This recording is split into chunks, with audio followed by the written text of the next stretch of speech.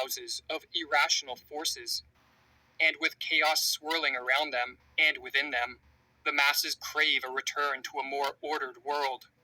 The would-be totalitarians can now take the decisive step. They can offer a way out and a return to order in a world that seems to be moving rapidly in the opposite direction. But all this comes at a price. The masses must give up their freedom and cede control of all aspects of life to the ruling elite. They must relinquish their capacity to be self-reliant individuals who are responsible for their own lives, and become submissive and obedient subjects. The masses, in other words, must descend into the delusions of the totalitarian psychosis.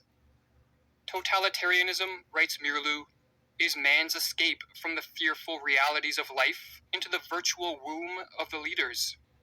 The individual's actions are directed from this womb, from the inner sanctum. Man need no longer assume responsibility for his own life. The order and logic of the prenatal world reign.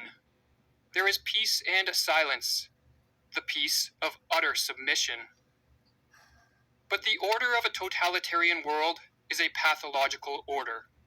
By enforcing a strict conformity and requiring a blind obedience from the citizenry, totalitarianism rids the world of the spontaneity that produces many of life's joys and the creativity that drives society forward. The total control of this form of rule, no matter under what name it is branded, be it rule by scientists and doctors, politicians and bureaucrats, or a dictator, breeds stagnation, destruction, and death on a mass scale. And so perhaps the most important question facing the world is how can totalitarianism be prevented? And if a society has been induced into the early stages of this mass psychosis, can the effects be reversed? While one can never be sure of the prognosis of a collective madness, there are steps that can be taken to help effectuate a cure. This task, however, necessitates many different approaches from many different people. For just as the menticidal attack is multi-pronged, so too must be the counterattack.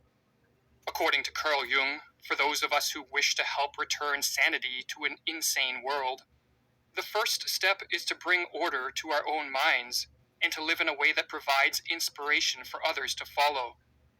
It is not for nothing that our age cries out for the Redeemer personality, for the one who can emancipate himself from the grip of the collective psychosis and to save at least his own soul, who lights a beacon of hope for others, proclaiming that here is at least one man who has succeeded in extricating himself from the fatal identity with the group psyche.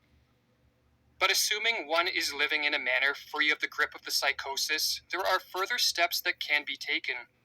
Information that counters the propaganda should be spread as far and as wide as possible, for the truth is more powerful than the fiction and falsities peddled by the would-be totalitarian rulers, and so their success is in part contingent on their ability to censor the free flow of information.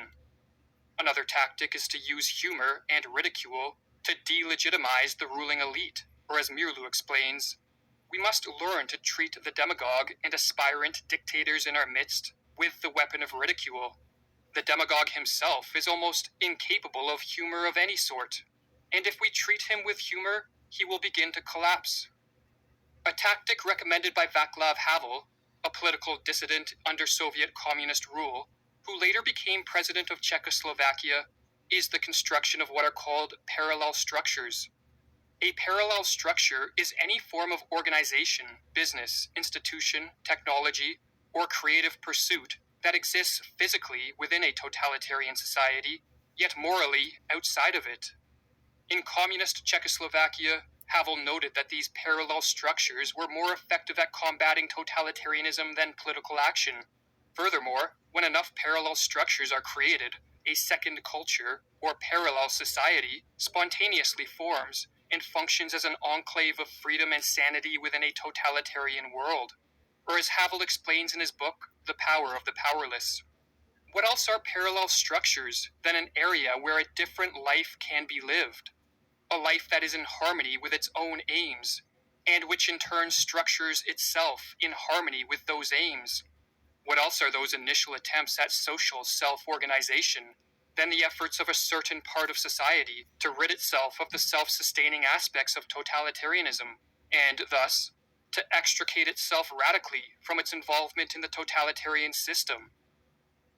But above all else, what is required to prevent a full descent into the madness of totalitarianism is action by as many people as possible.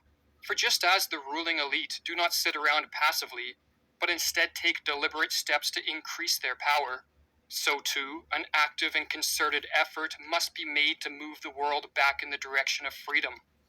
This can be an immense challenge in a world falling prey to the delusions of totalitarianism. But as Thomas Paine noted, tyranny, like hell, is not easily conquered. Yet we have this consolation with us, that the harder the conflict, the more glorious the triumph.